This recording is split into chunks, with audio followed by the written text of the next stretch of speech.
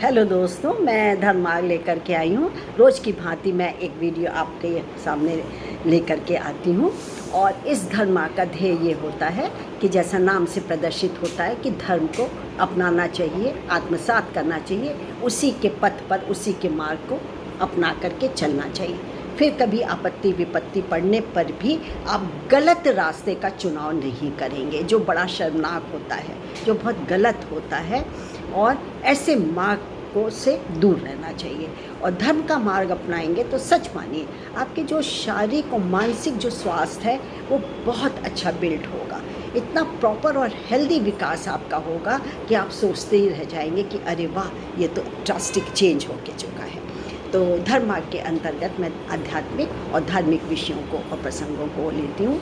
नाम भी यह धर्म मार्ग का है, तो ऐसे विषयों को लेती हूँ।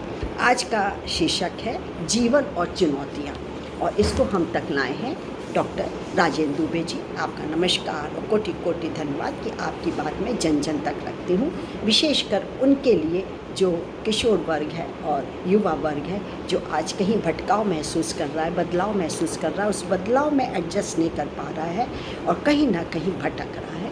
उनके लिए ये धर्म एक औषधि का काम करता है। समस्त प्राणियों का जीवन चुनौतियों से भरा होता है। प्रभु अपने प्रियजनों को ही चुनौतियाँ देते हैं, उनमें पात्रता लाने की दृष्टि से उनकी परीक्षा लेते हैं। जिसका आत्मबल कमज़ोर होता है वह चुनौतियों से घबरा जाता है। हम अपने को चाहे जितना वैभव युक्त कर लें, किंतु यदि हमारे अंदर आत्मबल का अभाव है तो हम जीवन में आने वाली चुनौतियों का सामना करने में असमर्थ रहेंगे, क्योंकि चुनौतियाँ प्रत्येक के जीवन में आनी ही हैं। अतः इसके लिए आत्मबल को विकसित करना आवश्यक है। ईश्वर की सर्वश्रेष्ठ व सबसे प्रिय संरचना मनुष्य ही है, इसलिए उसकी भी कुछ अपेक्षाएं अपने अनन्य प्रिय से होना स्वाभाविक है। अतः हमें भी यह पात्रता अर्जित करना चाहिए। प्रभु का अनुदान निरंतर बरस रहा है।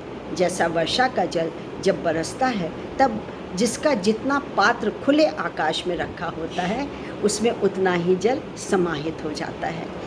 ठीक यही स्थिति प्रभु द्वारा हमें अनवरत प्राप्त हो रहे अनुदान पर भी लागू होती है। इस संसार में हमारा अपना कुछ भी नहीं है, जो कुछ भी है वह परमपिता परमात्मा का ही है। वह जब चाहेगा ले लेगा। यह भावना रखने पर मोह की निवृत्ति होगी और हम निष्काम भाव से कर्म करने में सफल होंगे। स्वस्थ सामाजिक ढांचा उन्हीं के कंधों पर टिका है, जो सदैव नैतिक मूल्यों के प्रति प्रतिबद्ध रहता है।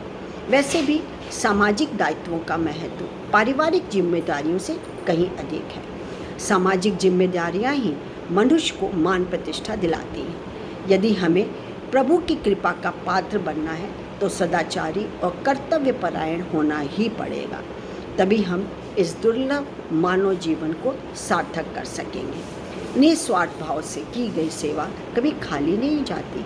यह बात अमल में लाने से अपना लाभ तो होता ही है, साथ ही जग भी लाभान्वित होता है। जीवन धन्य करने का अवसर है निस्वार्थ सेवा। इस मार्ग पर चलकर तो देखिए, आप अपने को अकेला नहीं पाएंगे। पुण्य कमाने वालों की कमी नहीं है। मानव जीवन दुर्लभ और बहुमूल्य है, इसके महत्व को समझना होगा, है ना।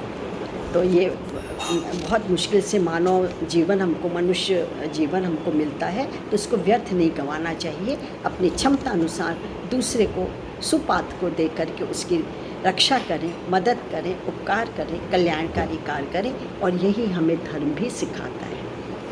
मैं doctor Manju Jain, retired associate professor फॉर्मेसन सेंट डिग्री कॉलेज कानपुर। आज के लिए इतना ही, फिर एक नए धर्म मार्ग के साथ आऊँगी। बाय। Thank you.